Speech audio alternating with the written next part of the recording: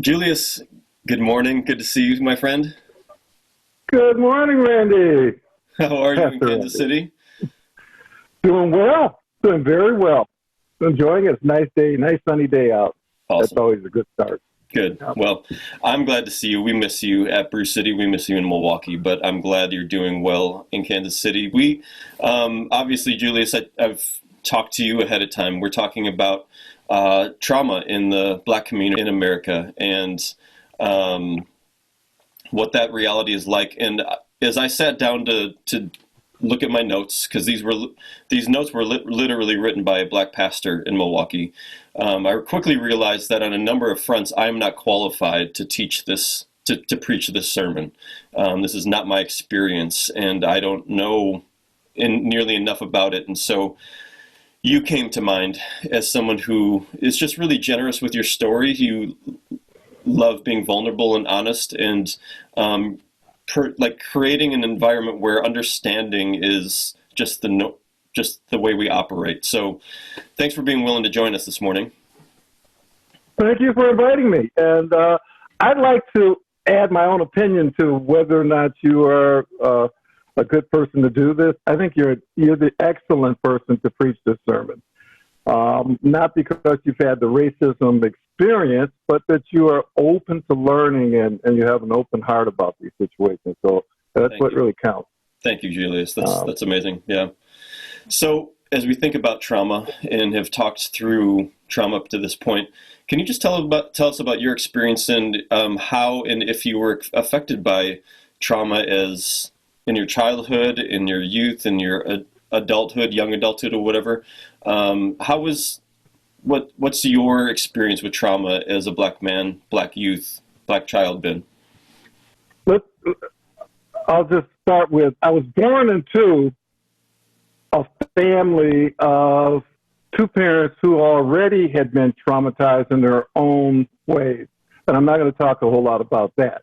But I was born in Kenosha, Wisconsin, where all the excitement has been. Crazy. Yep. And my parents lived in, my parents and my siblings lived in a housing project that was something built back in World War II that they had after Ramler Corporation recruited all these Black folks from the South, my dad included.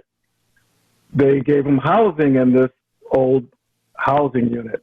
So that's where I started off. And it was very segregated. And that was part of what I was going to talk about today was that even at the age of like 5 years old, I was aware that I was a human being that was limited to this environment. And if I go outside of that environment, it was very dangerous. At 5 years old. Not to go outside. At 5 years old, I knew that. Mm-hmm. So that's a little background. Um, so also at 5 years old, while I was in kindergarten, I had my first situation that I can identify was a racially driven act on the part of the teacher. When I was in kindergarten, we used to have nap time. And at the end of nap time, the teacher would hand this little wand to one of the kids, and that kid would walk around the circle. There were probably, I'm not sure, 8, 10 of us.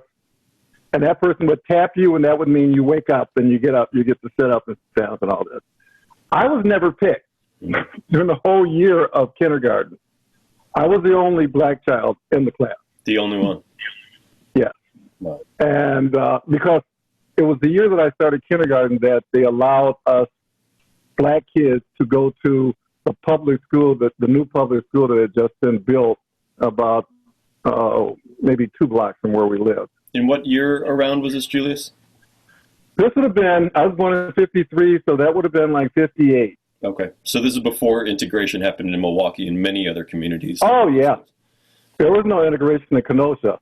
Mm. No, no, they didn't play that. So, and I remembered that traumatizing. It was traumatizing in that I would lay there thinking, okay, Billy's been picked 3 times, Sally's been picked 3 or 4 times, John, everybody's been picked all these times, and I still haven't been picked. Mm-hmm. So there was those kind of experiences that I remember. And then in first grade, I had older siblings, and I learned how to count and read and all the rest of that earlier than most of my peers.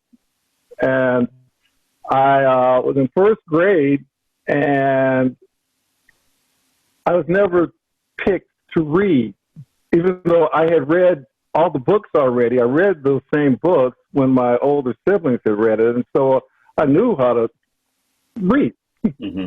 but I wasn't picked. Never.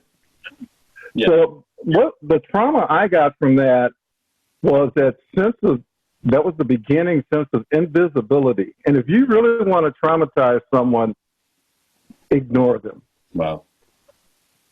We as human beings have that need to be acknowledged by other human beings, and not being acknowledged on a consistent basis is traumatizing. Wow. It's particularly to a vulnerable child who's developing who they are and where they fit in, letting them know that they don't fit in and they don't exist. Yeah. It's very traumatizing. And that's not something that you process as a child, right? Elementary school kid. You just begin learning that I'm invisible here. I don't matter here. But you're not saying, oh, and I think this is building trauma in me. I think this is affecting my person in myself, right? No, it's just, God damn, that hurts. Yeah, yeah. Why don't they see me? Why don't they see me? And, that reminds me of when I think I was 17 or 18, I read this book that really spoke to me on that. This book called Invisible, I think it was Invisible, by Richard Wright. And I would suggest anybody that wants to understand what that is about to pick it up. It's a short read. Yep. So anything else from your, that's your childhood, anything from your youth or young adulthood, how that trauma began hardening or setting in, or, Yeah, then there was, when I was around 9 years old, we moved to Milwaukee, and that summer after moving there, two of my brothers and I were walking down 3rd Street, around 3rd and, I'm thinking it had been around 3rd and Brown, because we lived on 5th and Brown. Okay. So it was around 3rd and Garfield in that area. Mm-hmm. And this cop car pulled up, these cops get out the car, and they come over and say, well, why'd you guys break that window or something? I'm like, what? I didn't break the window. And I didn't say hardly anything, and this cop kicked me. So. You're how old? I was about 9. I was 9. 9, getting kicked by. Yeah, I got kicked in the back by this cop, and here I had been told cops are supposed to be there to protect you, and here this guy is telling me I'm a liar and kicking me. Mm-hmm. So, and then later on, another very imprinting kind of incident was I was threatened by a cop that if I didn't do something, didn't tell my brother or whatever, that he was going to put me in the morgue with the dead people. Oh. And at 9 years old, that scared the woo-hoo out of me. Yeah. Oh. Yeah. I started saying anything he wanted at that point. So, yeah. So I felt very vulnerable. Like, okay, he's going to put me in this is a big old, cop. Mm-hmm. He's an adult. And I mean, I appreciate you focusing on your childhood, because I think my counselor and therapist friends would say in your childhood is where you're imprinted as a person. In your childhood is when you learn about the world and you build your person and your reality based on what you've learned in your formative years, in your first 10 years of life, right? So that's very true. And with that was also, and I didn't bring any of that up, but I was also getting very clear messages, sometimes stated very verbally direct, these are places you can go as a black person, as a colored person, we would say back then. Here's places that if you're a colored person, you can't go, or if you do go, you are at higher risk of being harmed, and nobody's going to save you. Very clearly stated. So then by the time, let's just move forward till I was like 13 years old, that's when we're talking like 64, 65 in there. That's when I started getting involved with the political action and doing the marches and all that. And I did the march across the bridge for housing, open up housing in Milwaukee, because people like your age, you had no idea about that. But prior to when you were born, black people were not allowed to live on the other side, the south side of the viaduct.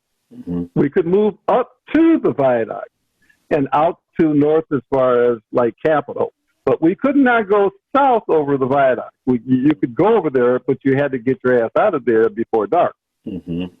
So we had the march over there, and I remember during the march with Father Grappi, Father Dismas, and those people, and being stoned, people throwing bricks and stones at us and yelling, "Nigger, go home," and "We don't want you here, go back to Africa," and feeling very threatened. I didn't myself get hit, but I was with other people that did get hit. And so, okay, those kind of things are traumatizing. Like, oh, there's a lot of, you feel that hate, and you don't know what have I ever done to be the object of such an, intense amount of hate. So, and that's a consistent theme that is traumatizing and re-traumatizing just about any black person, particularly in my age group. Then as a young adult, I became a firefighter, professional firefighter. And I did the training and did very well at the training, and got placed into a fire station, Engine 18 on 3rd and Ring. And one of my first days there, a couple of the guys after hours, like at night, you work 24-hour shifts. Well, after we had, the day had gone past, sometime in the evening, where you sit around just kind of talking, a couple of guys let me know, a couple of white guys let me know that they really didn't appreciate me being there. That they didn't think that most black people had the aptitude to be a good firefighter, so they didn't trust me. Just in conversation. Just sitting around in front of the TV after dinner conversation, like, "Hey, we hate you. We don't think that you're much of a human being," And by this point, this isn't new to you, right? No. I was already, I had an older brother that was a firefighter already, and he had kind of prepped me for this. He had prepped me for it.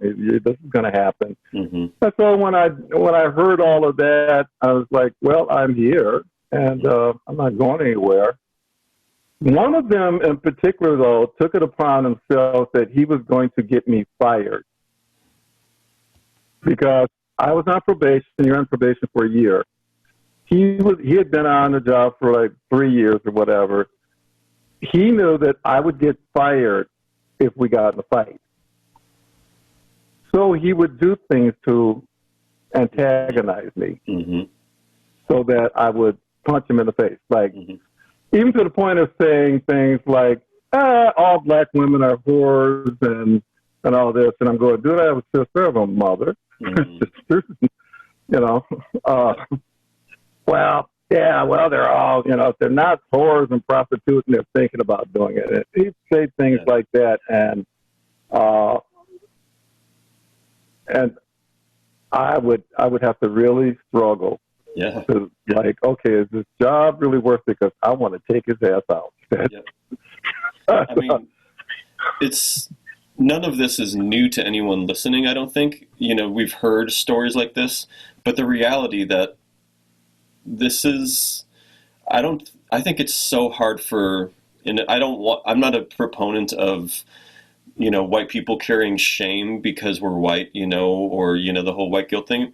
But if we can't get into that story and imagine what that would feel like to live your whole life feeling like you don't belong unless you're in this tight, tiny little ghetto, basically, an area that's been manufactured and made for you, that you've been forced into, and you have nowhere to go outside that, whether it's in the school system, whether it's with your peers, whether it's in your workplace that you earned, that you worked hard to get that firefighter job. And then hearing from your coworkers being rejected like that, I just can't. I'm trying to put myself in your shoes, and it's making me full of rage, actually, as I listen to you, because I can't imagine what a life that would be, where you just know you're going to be hated. And even if they don't say it, right, and this is kind of the reality in some ways today, you wouldn't hear that as much today, but you probably have been in many experiences, even in the last 20 years, where you know that you're not welcome, or you know that you're the odd one that everyone's uncomfortable with. I mean, I'm sure you've had experiences like that in the last 20 years. Plenty of times in the past week. Yeah. And now what you're referring to there is what's labeled as microaggression. Mm-hmm, mm-hmm. That's where people, a white person will see you walking down the street, and you see that look, and females will clutch their purse a little closer. Mm-hmm. The white guy will kind of find somewhere else to divert his eyes and make sure that as you're passing, there's a little bit more distance, and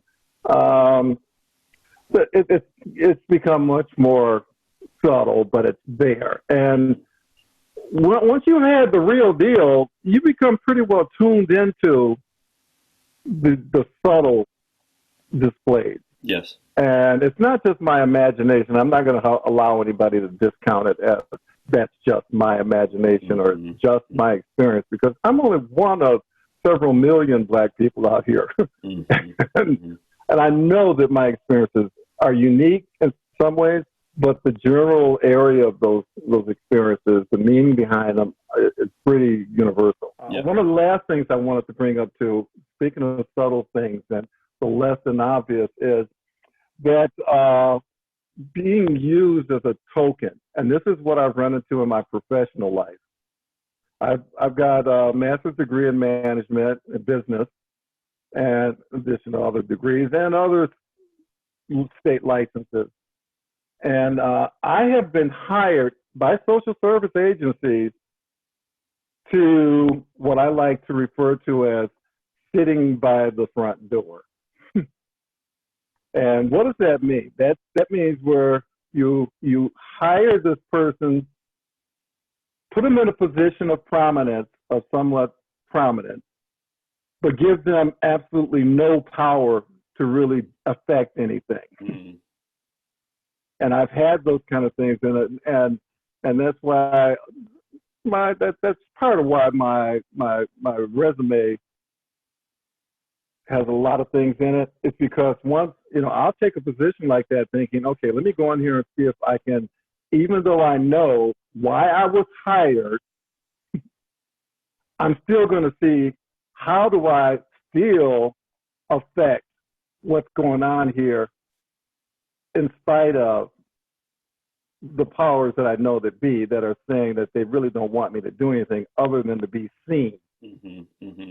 Yeah. So that they can say, we have a black manager. Mm-hmm. The last agency that I worked at, that social service agency, a larger one, had 30-something directors. I was the only black male director. Mm-hmm. I think that says something, because that service worked with the population of about, I'd say at least 60-something% of the population they worked with were black males. Mm-hmm. And that having one director is far from representative. Mm-hmm. So that agency was not fulfilling the opportunities that they had to do so. Yeah.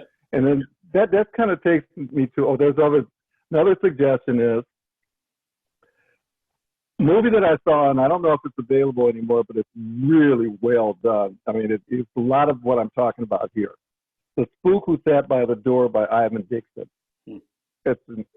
It's kind of an independent kind of film that was done in 1973, and that's what I'm referring to as those kind of positions where these agencies will hire a black person, set them by the front door where everybody can see them, and let you know that that's what you were hired for.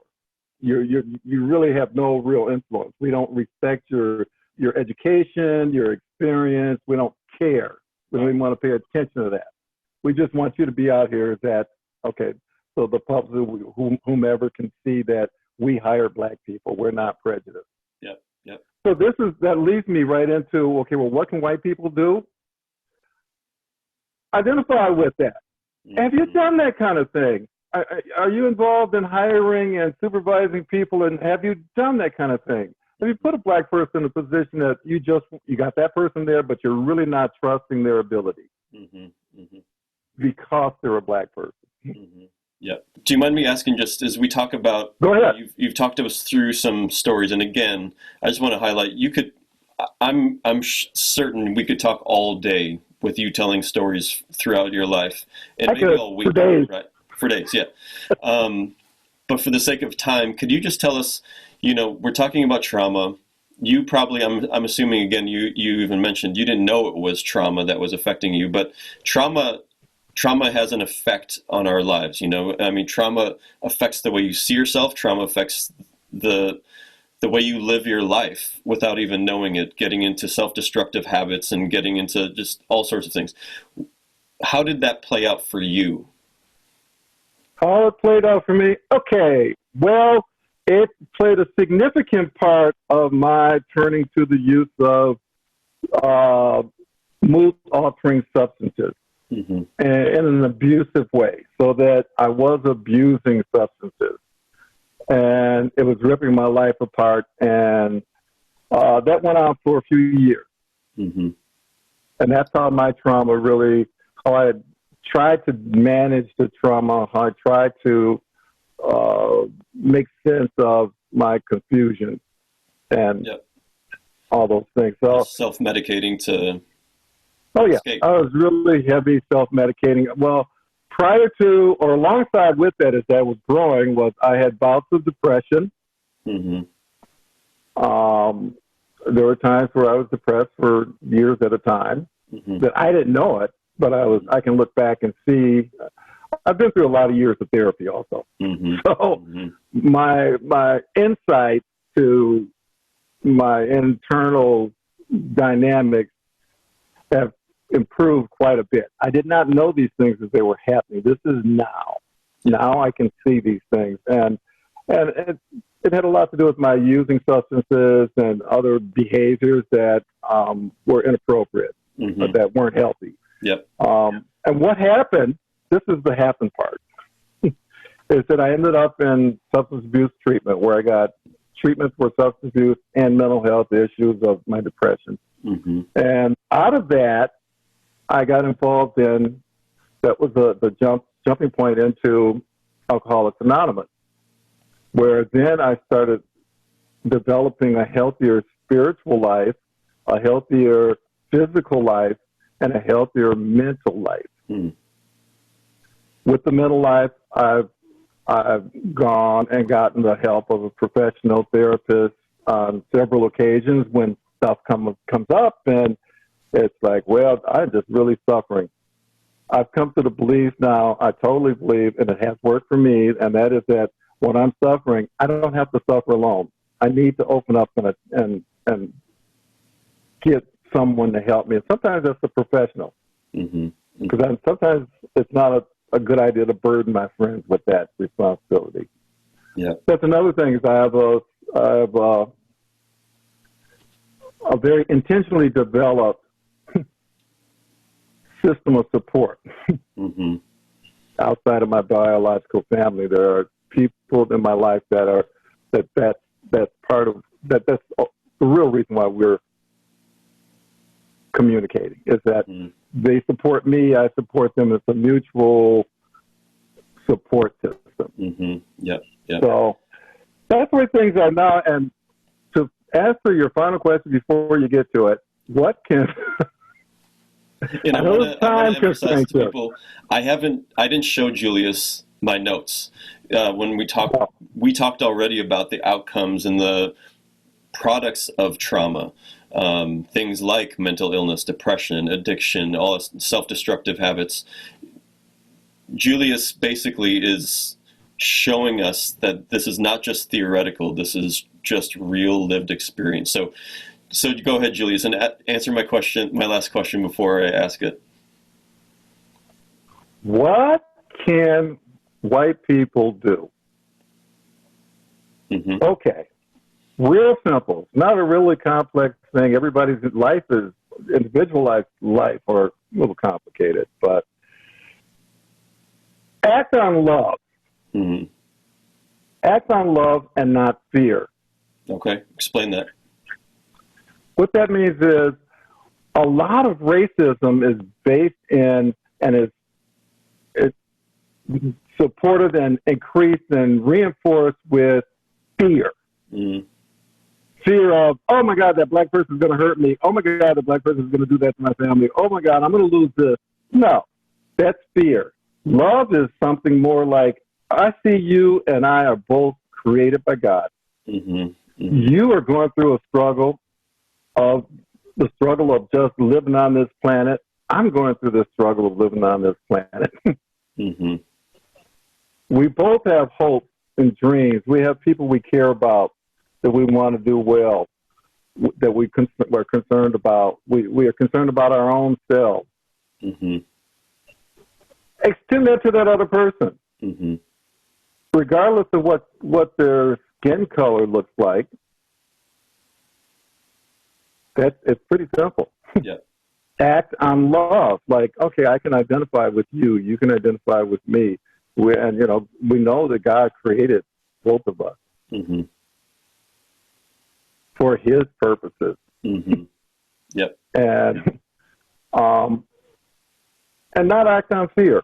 When somebody is fomenting fear, I think we need to recognize that. Mm-hmm. Look at it and say, that's fear. It's fear. That's what this is. This is engendering a fear response in me.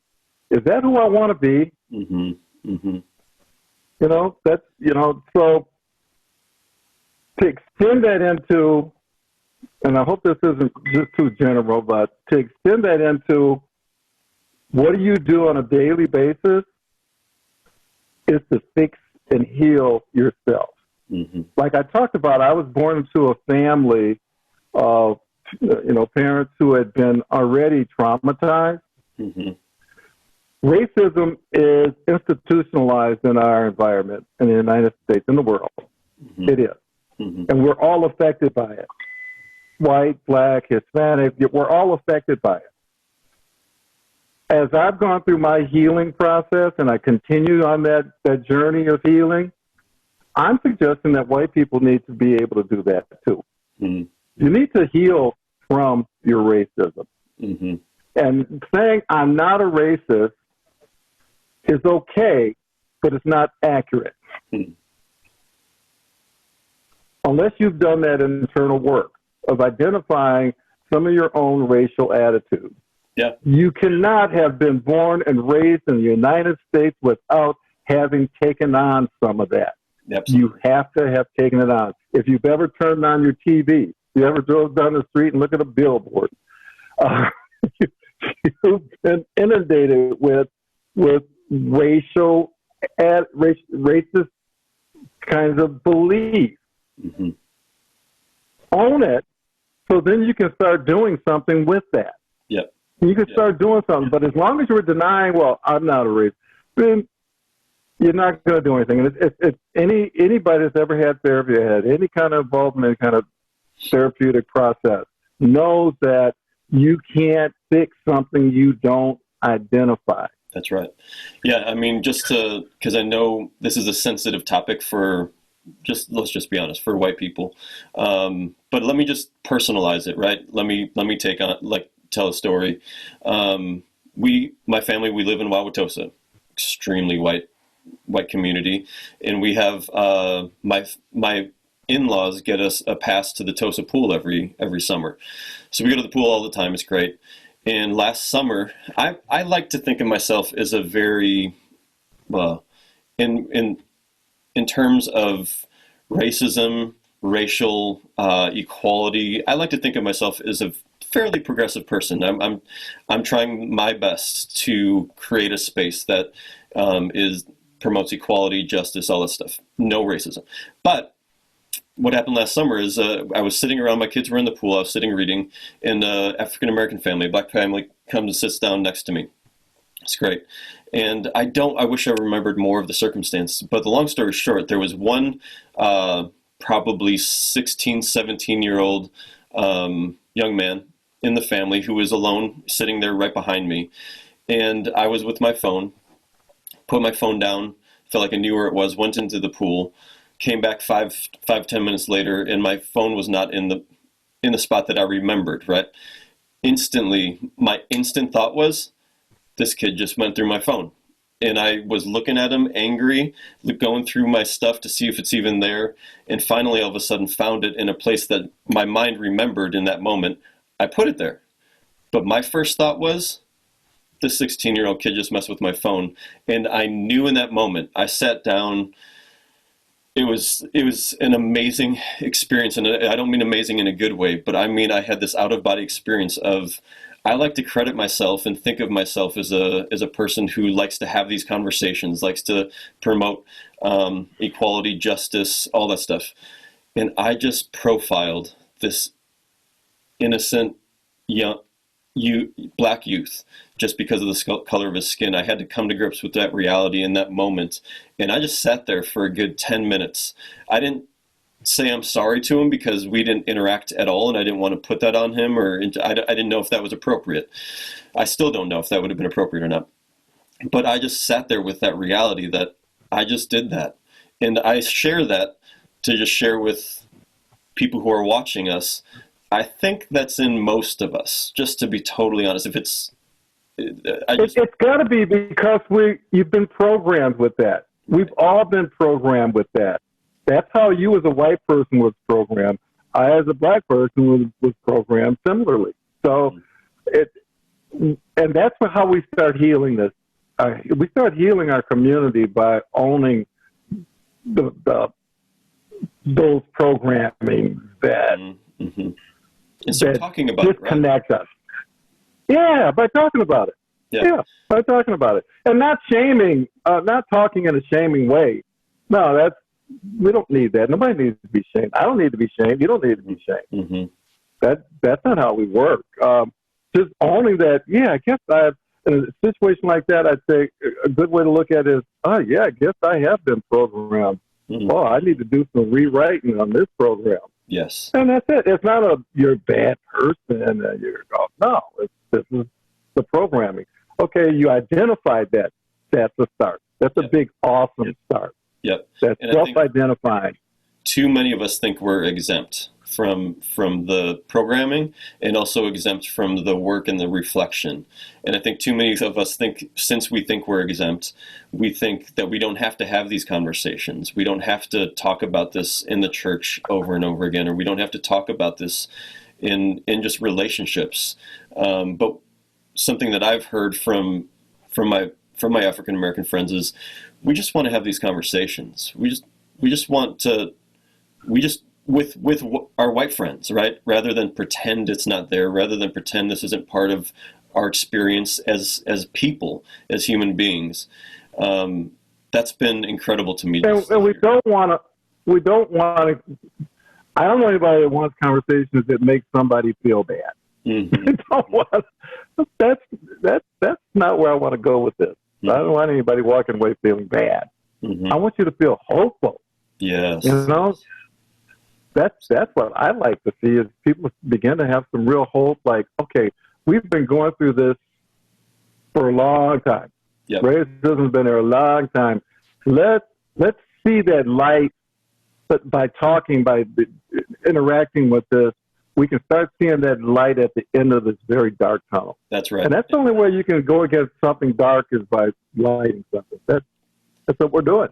Now you're preaching, Julius. I mean, and that's where we, the church, if we can't do that, if we can't be that hope, if we can't be that light, if we can't have these conversations, what are we doing, right? So I'm super excited. I'm super excited that you shared that. I'm really, really grateful that you were willing to be vulnerable enough to share with us today something that just we need to talk about more. So, Julius, thank you for your time. Thank you for the invite. This has been interesting and fun. Yeah. I hope something good comes out of it. I just need to do one last thing, and that is to plug my life coaching business. Yep. Moreflow.life. Moreflow. On the website. Life. Yep. Instead of .com, it's .life. L-I-F-E. Life coaching. It's Moreflow. Yep. Awesome. And you can check me out on Facebook. Awesome. Moreflow Life. Awesome. Yeah, and people can ask us about that. But love you, Julius. Really grateful for you. Love you too, Randy. Thanks.